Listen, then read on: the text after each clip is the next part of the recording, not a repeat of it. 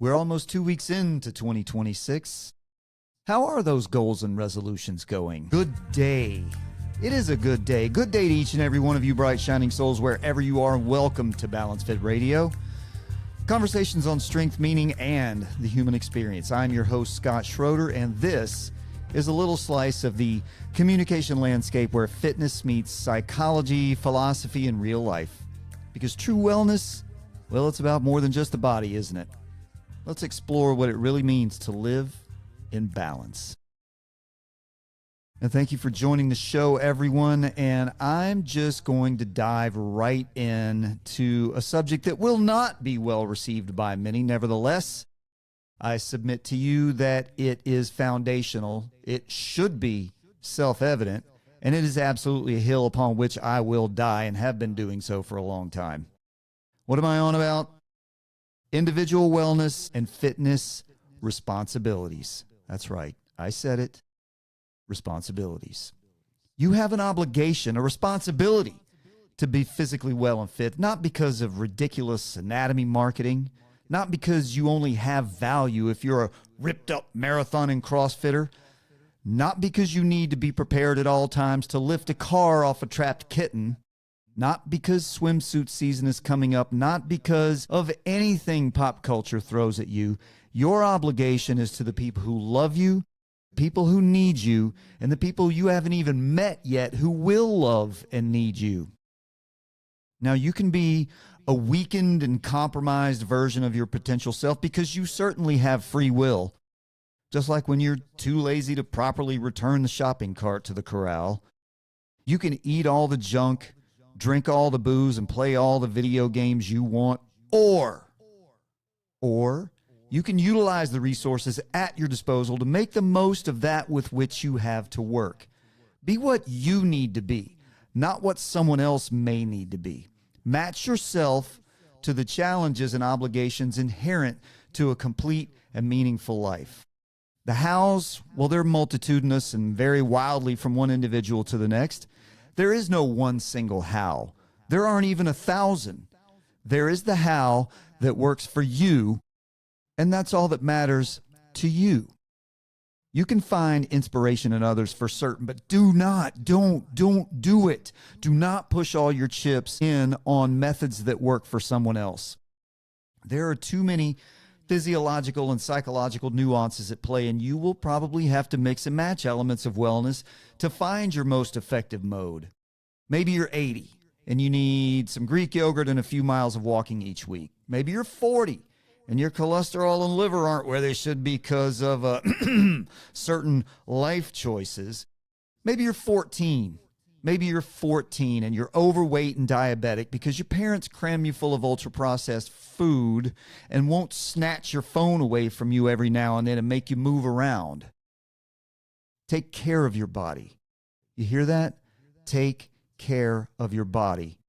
It's the only one you will ever be issued.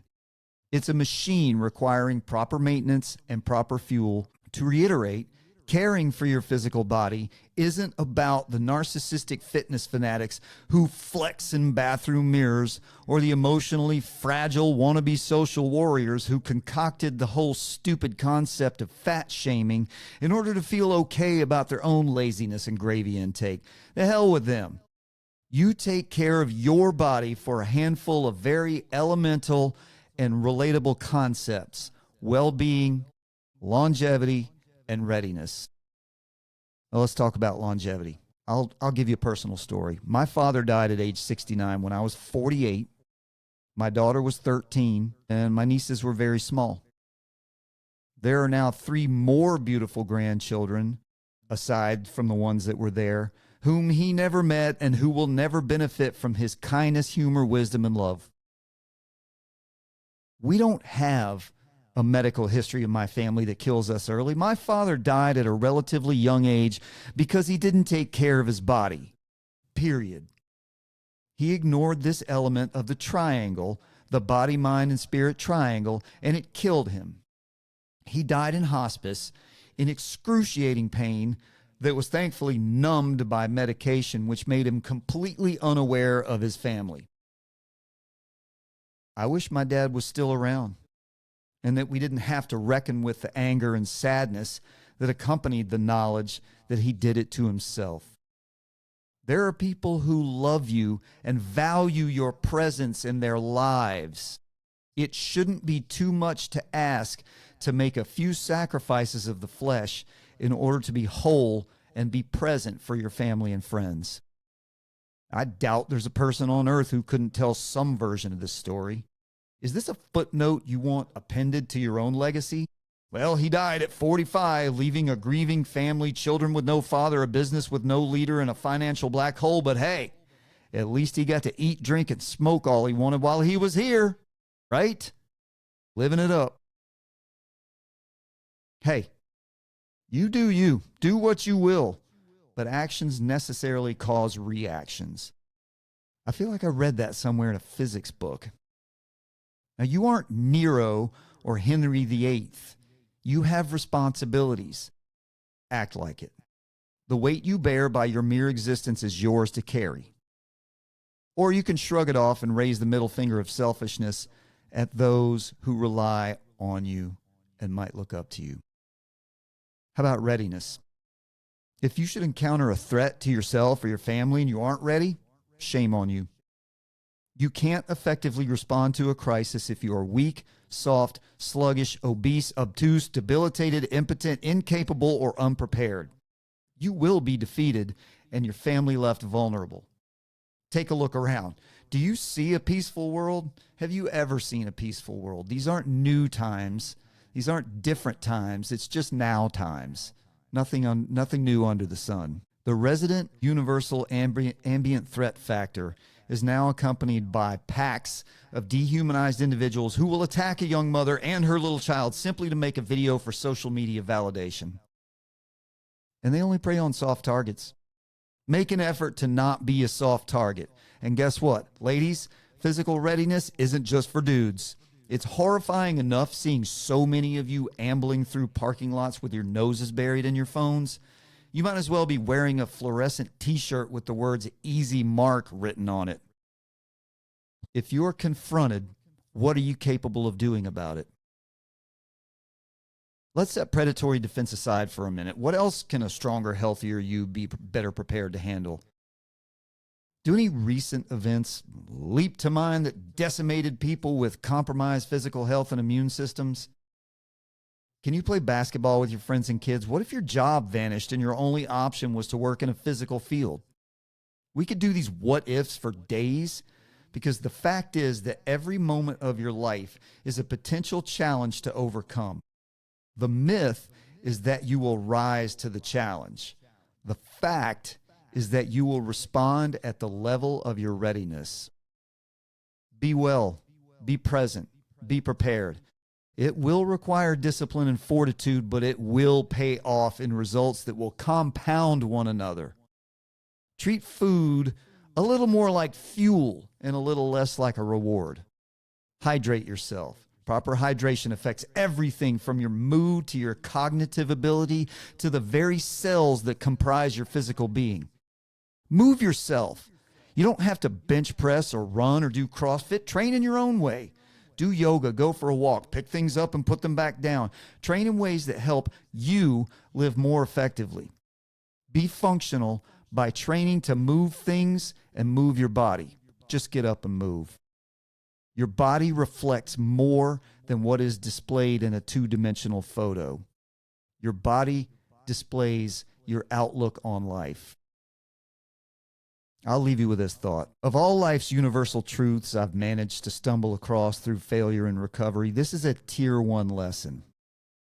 You need to be fully aware that everything starts with you and your tenebrous potential to be something.